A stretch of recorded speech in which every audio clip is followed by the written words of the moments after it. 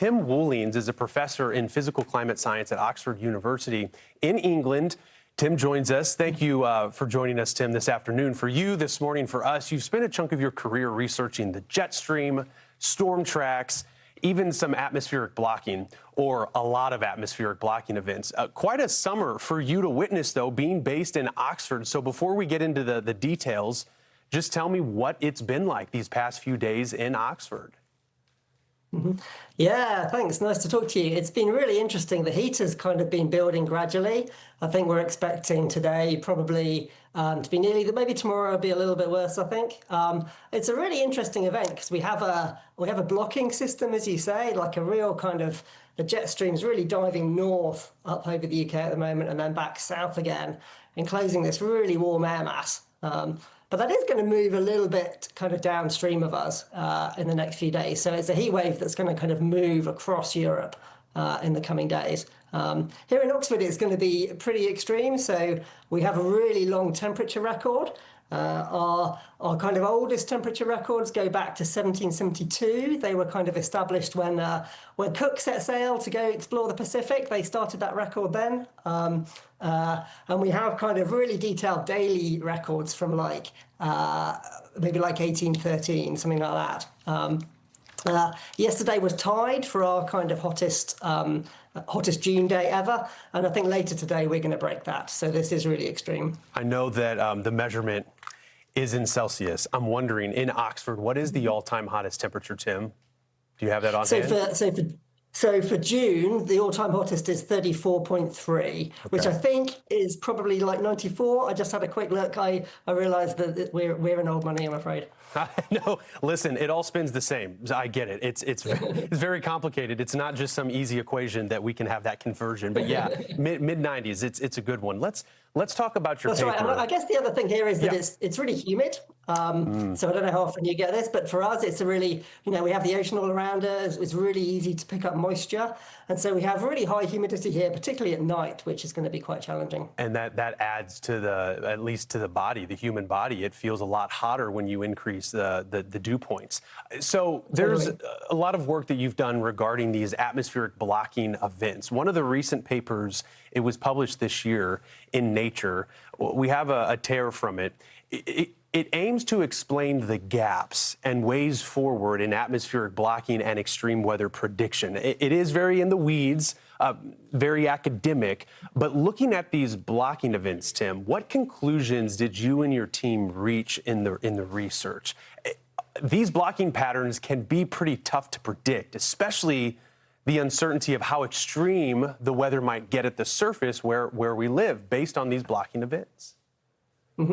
Yeah, I think the really kind of new thing that we realized is that there's a lot of kind of different varieties of block, lots of different flavors, slightly different structures. And we really need to kind of embrace this complexity. There's not kind of one simple model that fits all. I mean, the map we're looking at now over Europe, this is almost like the kind of omega block type pattern that you get more commonly in North America, right? So the 2021 heat wave in the Pacific Northwest looked really similar to that, although I think it was more stationary. It was kind of longer lasting. I'm kind of worried that we could certainly get more things like this that last longer, right? One of the really key things about blocking is the persistence, right? It's a very long-lived pattern. In terms of kind of forecasting, it is a bit more challenging to predict than other regimes, but we still do pretty well, right? Overall, our forecast models these days are really, really good, and it's the difference between being able to pick up a regime change at 6 days out or 7 days out, that kind of thing. That's always the challenge when you look at a short-term forecast. 72 hours out, we can speak with high confidence, but when you look at a seasonal forecast and you're approaching an outlook like that, there are a lot more variables. The atmosphere, it seems to be a lot more chaotic too. The uncertainty grows. We do look here stateside as well at you had mentioned the Pacific Northwest has had notable historic heat waves, which based on the latitude would be more closely aligned with what you have in Oxford and in the UK. I do look in right now in the Southwest, and we have this dome, this ridge of high pressure that is building in, and it seems to be all too common that we're seeing this happen. We saw it play out in the month of March with an extreme heat wave in the Southwest where all-time records were shattered. When looking at these blocking patterns, is there something that we can look at in a short-term weather forecast to understand them better? Does that make sense? Learning what we have in the near term, showcasing what we might have in 2 weeks down the road. Mm-hmm.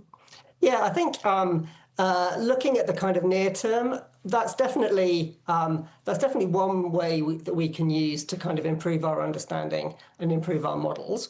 The really big challenge these days, obviously, is working out how these events are changing under climate change.